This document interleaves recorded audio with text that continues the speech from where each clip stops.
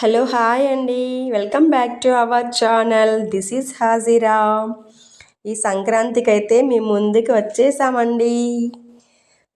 జంతికలే జంతికలే మురుకులే మురుకులే మరి మేము చేసినటువంటి ఈ మురుకులు అయితే చాలా చాలా బాగా వచ్చాయండి. చాలా సూపర్గా 10 నిమిషాల్లో ప్రిపేర్ చేశాను. చాలా సూపర్గా వచ్చాయి. అస్సలు పళ్ళు లేని వాళ్ళు కూడా తినేయచ్చండి. అంత మెత్తగా కరకరలాడుతూ వచ్చాయండి. మీరే చూసేయండి. అస్సలు నూనె పీల్చకుండా చాలా తొందరగా బియ్యం నానబెట్టే పని లేకుండా నేనైతే ఈ మేమైతే కారాలు అంటాము, కొన్ని చోట్ల మురుకులు అంటారు, జంతికలు అంటారు. మరి చూసేద్దామా? ప్రిపరేషన్లోకి అయితే వెళ్ళిపోదామండి. ముందుగా ఒక పాన్లో 1 కప్పు మినప్పప్పు తీసుకోవాలండి. ఇలా తెల్ల మినప్పప్పు తీసేసుకొని వాటర్ వేసేసి బాగా ఇలా కడిగేసుకోవాలి నీట్గా. తర్వాత 1 కప్పుకి 2 కప్పుల నీళ్లు వేసేసి, ఏ కప్పుతో అయితే మనం తీసుకుంటున్నామో మినప్పప్పు అదే కప్పుతో 2 కప్పుల నీళ్లు వేయాలండి. మీరు కావాలంటే కొలతకి గ్లాస్ అయినా తీసుకోవచ్చు. గ్లాస్ తీసుకుంటే ఏ గ్లాస్ తీసుకుంటారో అదే గ్లాస్తో 2 గ్లాసులు నీళ్ళు వేయాలి. తర్వాత పాన్కి మూత పెట్టేసి మీడియం ఫ్లేమ్లో 4 నుంచి 5 విజిల్లు వచ్చేంత వరకు ఉంచాలండి. అప్పుడే మనకి మినప్పప్పు బాగా ఉడుకుతుంది. తర్వాత నేనైతే రైస్ ఫ్లోర్ అండి, అంటే బియ్యం పిండి. తడిపిండి అయితే సరిగ్గా రావండి ఇవి. సూపర్ మార్కెట్లో అయితే నేను రైస్ ఫ్లోర్ తెప్పించాను. ఈ పిండి పొడి పిండి చాలా బాగా వస్తాయండి జంతికలు. మనం ఏ కప్పుతో అయితే మినపప్పు తీసుకున్నామో అదే కప్పుతో 3 కప్పుల బియ్యం పిండి తీసుకోవాలి. ఇంట్లో పిండి వాడాలనుకుంటే ముందు రోజు ఆడిచ్చేసి బాగా చల్లారి పెట్టుకోవాలండి. అప్పుడే మనకి ఈ పొడి పిండితో బాగా వస్తాయి అన్నమాట. ఇందులోకి జీలకర్ర 1 టీ స్పూను, తర్వాత నువ్వులండి, నువ్వులు ఒక 50 గ్రాముల వరకు అయితే వేసుకుంటున్నాను. మీ దగ్గర కలోంజీ ఉంటే కలోంజీ కూడా వేసేసుకోవచ్చు. ఇక తెల్ల నువ్వులు దొరికినా కూడా వేసేసుకోవచ్చు అండి. నా దగ్గర ఇవే ఉన్నాయి. వామ్ అండి, ఒక 1/2 టేబుల్ స్పూన్ వామ్ ఇలా చేత్తో బాగా నలిపేసి వేసేసుకోవాలి. మంచి స్మెల్, టేస్ట్ కూడా వస్తుందండి వామ్ వేస్తే. 1 టేబుల్ స్పూను ఉప్పు వేసేసుకోవాలండి. నేను టేబుల్ సాల్ట్ వేసాను. తర్వాత మీరు ఇందులో వెన్న కానీ నెయ్యి కానీ లేదా బాగా కాంచినటువంటి గోరువెచ్చని ఆయిల్ కానీ వేయచ్చు. నేనైతే ప్రజెంట్ ఆయిలే వేస్తున్నానండి. గోరువెచ్చగా ఉన్నప్పుడు లేదా మీడియం హీట్ ఉన్నటువంటి ఆయిల్ను వేసేసి బాగా పిండిని కలిపేసుకోవాలండి. మనకి ఈ ప్రాసెస్ మొత్తం కుక్కర్లో మినప్పప్పు ఉడికే లోపలే మనకి రెడీ అయిపోతుందన్నమాట. మినప్పప్పు చల్లారే వరకు మనం ఈ పిండిని ఇలాగా బాగా కలిపేసి పక్కన ఉంచేసుకోవాలి. ఈ పిండి కూడా కొంచెం నిదానంగా నేను చూపిస్తున్న కన్సిస్టెన్సీ అండి, ఇలా ముద్దలాగా రావాలి. మరి ఎక్కువ అయితే వాడద్దండి. నెయ్యి కానీ వెన్న కానీ ఇలా వస్తే సరిపోతుంది. బాగా మిక్స్ చేసి పక్కన పెట్టుకోండి.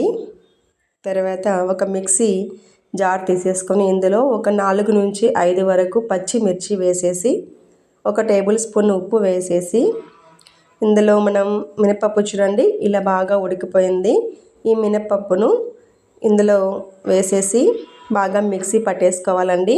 మీ దగ్గర గ్రైండర్ ఉంటే గ్రైండర్లో కూడా వేసేసుకోవచ్చు. తర్వాత మిక్సీ పట్టినటువంటి ఈ మినపప్పుని, ఈ పేస్ట్ని ఈ పిండిలో, అంటే మనం కలిపి పెట్టుకున్నటువంటి ఈ బియ్యం పిండిలో వేసేసి బాగా కలిపేసుకోవాలి. ఇలా మెత్తని ఫైన్ పేస్ట్ లాగా వస్తుందండి. మధ్యలో కొద్దిగా వాటర్ కూడా వేసి మీరు మిక్సీ ఆడించుకోవచ్చు. ఎందుకంటే మినప్పప్పు టైట్గా ఉంటుంది కాబట్టి మనకి మిక్సీలో ఆడదు. అందువల్ల కొద్దిగా వాటర్ వేసేసుకొని ఇలా పేస్ట్ లాగా చేసేసి బియ్య పిండిలో వేసి కొద్దిగా స్టిక్కీగా ఉంటుందండి. కొంచెం చేతికి ఆయిల్ రాసేసుకొని మీరు ఈ పిండిని అయితే బాగా ముద్దలాగా తయారు చేసుకోవాలి. అది కూడా చూడండి, నేను చూపిస్తున్న ఈ కన్సిస్టెన్సీలోనే పిండిని మనం కలుపుకోవాలి.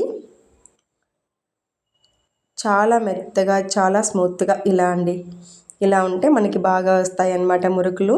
తర్వాత ఆ మురుకులు పిండేటటువంటి మరలోకి మనకు కావలసినటువంటి డిజైన్ ఉన్నటువంటి బిళ్ళల్ని వేసేసి అందులో మనం చూపిస్తున్నాను చూడండి, పిండి ఎంత స్మూత్గా ఎంత బాగుందో చూడండి.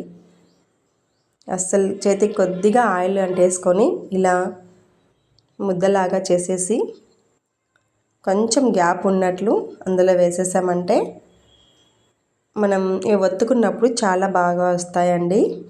మీరు లోపల కావాలంటే ఈ మరకి ఆయిల్ కూడా పూస్తే ఇంకా స్మూత్గా వస్తాయండి. చేయి నొప్పి పెట్టకుండా బాగా వస్తాయి. ఇలా పిండేసుకోవాలి. నేనైతే ఇలా గరిటె మీదే చేసేస్తున్నాను. మీరు కావాలంటే తడి బట్ట పైన కూడా ఒకేసారి ప్రిపేర్ చేసేసుకొని ఒక్కొక్కటిగా ఇందులో వేయచ్చు.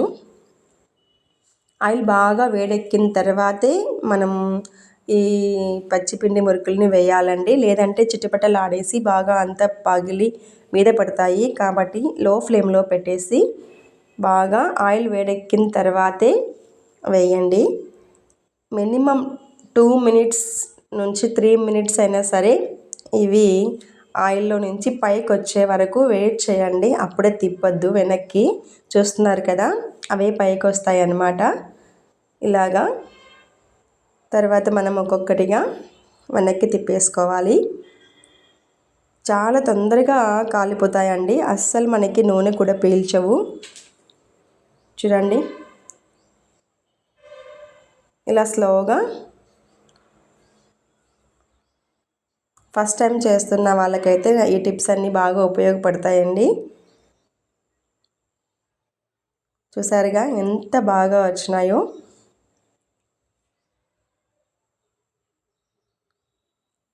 ఇలాగేనండి మొత్తం పిండి అంతా కూడా మీకు కావలసినటువంటి డిజైన్ ఉన్న డిజైన్లలో వేసేసుకోవచ్చు. నేనైతే ఒకే డిజైనే వేస్తున్నాను.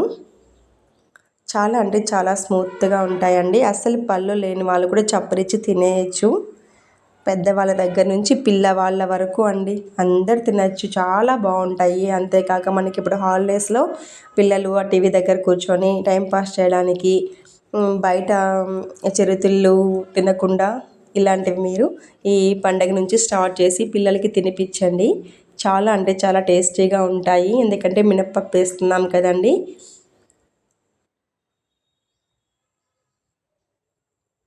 కేవలం 10 నిమిషాల్లోనే అండి. శనగపిండి వాడే అవసరం లేదు. బియ్యం నానబెట్టి పిండి కొట్టించాల్సిన అవసరం లేదు.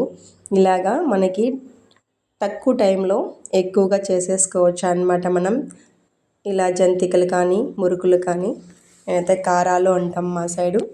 మరి మీరు కూడా ఈ సంక్రాంతికి ఈ ప్రాసెస్ని ట్రై చేయండి. ఖచ్చితంగా మీకు నచ్చుతాయి.